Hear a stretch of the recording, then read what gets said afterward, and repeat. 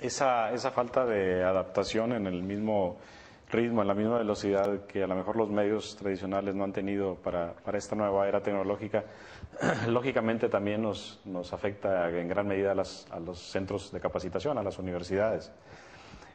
¿Cómo ves tú esa fase? Tú eres profesor y eres, de alguna manera, estás cursos, no sé si relacionado soy con la profesor, pero educación. doy cursos. Entonces, ¿qué tendríamos que hacer los que nos dedicamos a capacitar en función de ese desfase en el que nos vemos inmersos? No es porque me invitaste, pero yo creo que lo que es el diplomado, que es traer profesionales al lado de profesores o tratar de hacer esto, me parece una cosa fundamental.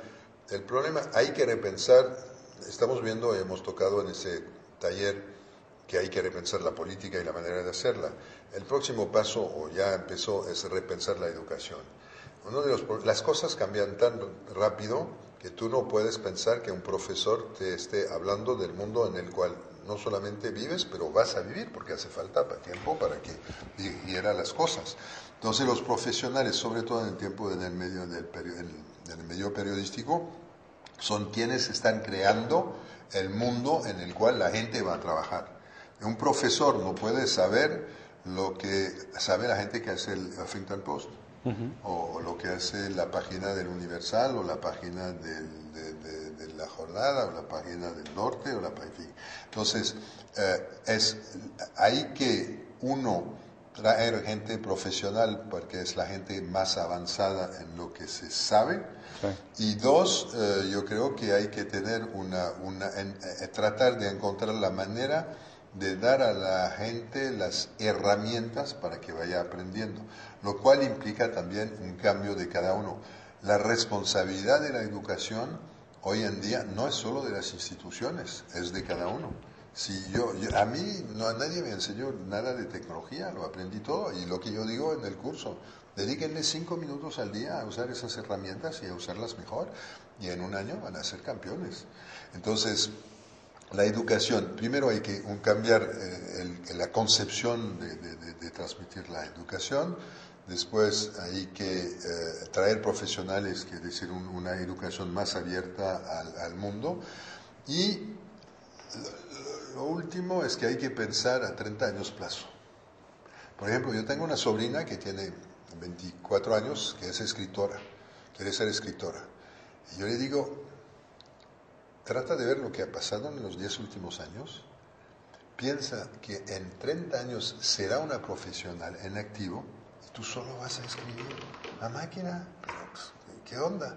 Entonces tienes que empezar a pensar qué va a pasar dentro de todo ese tiempo, que tienes que conocer, cómo te vas a tener que expresar para seguir siendo una profesional. Ah. Entonces, eso es responsabilidad de uno y también es responsabilidad de la institución. Yo creo que la clave de esto es la manera de enseñar y lo que se enseña. No se puede enseñar contenido, el contenido lo tengo en Google. Se enseñan formas de aprender, herramientas y una lógica de apropiación. Es muy interesante, Francis.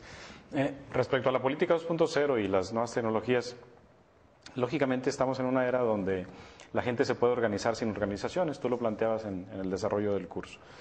Y hablabas también de que los políticos tienen que entender que esto ha cambiado y que es diferente y que ya el elector no es el elector de hace algunos años que esperaba una simple información para votar y para decidir por quién votaba, ¿no?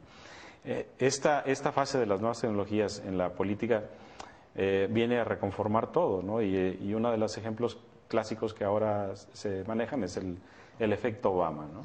Sin embargo, en países como el nuestro, en México, difícilmente se pudieran replicar ese tipo de situaciones. Ya sabemos que en comunicación... No se puede replicar, pero no se puede ignorar. Sí, ya sabemos que no se pueden aplicar recetas de cocina en la comunicación política, ¿no? Pero ¿qué tendríamos que hacer los países que todavía no estamos a la par en el uso de las nuevas tecnologías, que la población no tiene todavía tanto acceso a ellas, para poder también de alguna manera educar a la gente en la fase política aprovechando esta era tecnológica? Yo pienso que en primer lugar no hay que confundir la penetración en cifra absoluta y el impacto y el efecto. porque sí, todavía hay pocos hogares conectados, muy poca banda ancha. Hay gente que va a cibercafé, gente que va a la universidad, gente que va a su oficina y a partir de ahí tiene acceso. Entonces hay más gente que tiene acceso. Segundo, el grupo que tiene acceso es un grupo que es más influyente, más activo, más dinámico, con más influencia, con más liderazgo en la sociedad. Y si te cortas de esta gente, pues vas mal. En tercer lugar, la gente joven, la proporción de habilidad entre la gente joven es más grande que entre la gente de cierta edad en términos de tecnología de la información, y si no entiendes esto te cortas del futuro. Se dice de los periódicos que si siguen así se van a morir con el último lector de periódico que algún día va a llegar, en fin, eso es otra discusión. Entonces hace falta, por todas esas razones, tomar la cosa de manera diferente. En segundo lugar, yo creo que las cifras no dan una imagen real.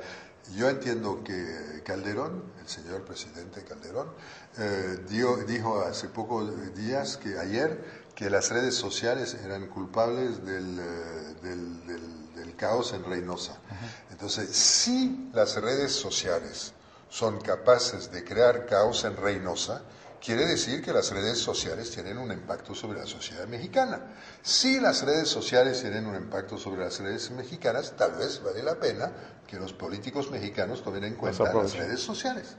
Entonces, eso. Sin embargo, es cierto que hay un problema de cultura tradicional, y fundamentalmente las tecnologías permiten un cuestionamiento de la autoridad, un cuestionamiento de las estructuras jerárquicas. Pero hay dos imágenes de la sociedad mexicana. Hay la imagen de Tlatoani, donde sí respetamos el Tlatoani, hacemos lo que diga, etcétera, es un semidios. Y es algo muy presente en los nombres, y a mí siempre me fascinó, los nombres de los aviones presidenciales. Quetzalcóatl es el Tlatoani que llega. Pero también hay en México una relación social muy fundamental, que es el compadrazgo. El compadrazgo es una red de intercambios, de cosas así. Sí. Entonces, no es una cultura jerárquica que se enfrenta a una tecnología democratizadora. Son varios elementos de la cultura mexicana, y hay unos que pueden tomar más fuerza. Y, por ejemplo, en el libro de Manuel Castel sobre la sociedad en red, él muestra cómo los traficantes de drogas de Colombia se apoyaron en redes de relaciones personales, que es decir, una de las eficacias es como la cultura social en red de Colombia, que les ayudó a adoptar formas de organización en red más grande. Entonces, hay en México hay varias culturas, o cada uno de los mexicanos vive en esas varias culturas, y hay elementos que no son jerárquicos, que son más de participación, más dinámicos y todo eso. De ahí que, por una parte, ver cómo va evolucionando la gente por la práctica de la gente, y tal vez alentar el pasar de un sistema a otro. El uso de las nuevas tecnologías definitivamente ha impactado sensiblemente la manera de hacer política, y seguramente los países como el nuestro tienen que ajustarse a ello. No va a haber otro camino. No va a haber otro camino. Yo me acuerdo una conversación con los dirigentes del Mercurio en Chile, periódico, que me decían: yo no veo por qué, cuando Chile todavía estaba en el 20% de penetración de la Internet hace unos años, yo no veo por qué adelantarme mucho, porque todavía nada más tengo un 20%. La primera respuesta era, sí, pero si tú no practicas cuando todavía está en el 20%, no sabrás qué hacer cuando esté en el 80%. Entonces yo creo que es un poco la misma lógica. Las cosas van cambiando lentamente, pero si quieres estar al tiempo, a entender lo que pasa, tienes que empezar a usar las tecnologías de la información y para saber cómo se maneja. Si tú no tienes un candidato que tenga 60 años, hace una campaña, gana, pierde, bueno, pero un partido que quiere seguir viviendo, si no se mete, no, se va a dejar distanciar por otros. Y no olvidemos que Obama ganó porque supo utilizar las tecnologías de manera ágil, más ágil que los demás. Era el último en la carrera y pudo ganar la elección gracias a un manejo de ese tipo. Entonces son lógicas que se aplican también en